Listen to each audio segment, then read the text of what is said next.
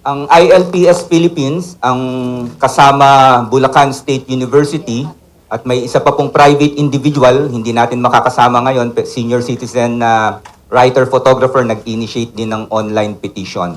Ang pinagsama-sama naming mga nakalap na pirma, lagpas 526,000 na. At patuloy na lumalaki.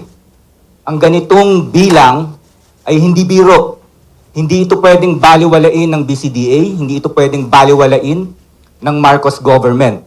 Kailangan na nilang tugunan ang mga issue na nire-raise ng iba't ibang sektor, mula usapin ng transparency, yung pandarambong sa ating lupa, sa ating tubig, sa ating enerhiya, at higit sa lahat ang pagpapalayas sa mga AITA, sa mga magsasaka dyan sa Capas Tarlac.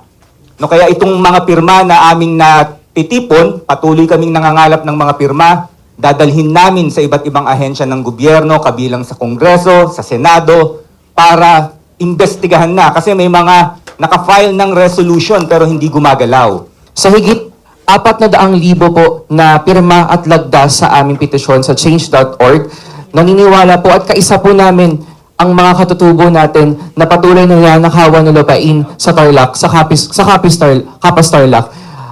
Hanggang ngayon po ay wala pong tunay na konsultasyon na naganap sa ating mga katutubo sa komunidad sa Tarlac. At ito po ang dahilan kung bakit patuloy po natin na sinusulong ang petisyon na ito. Dahil naniniwala po tayo sa konsultasyon bago implementasyon. Hindi implementasyon at pagpirma na lagda bago ang mismong implementasyon.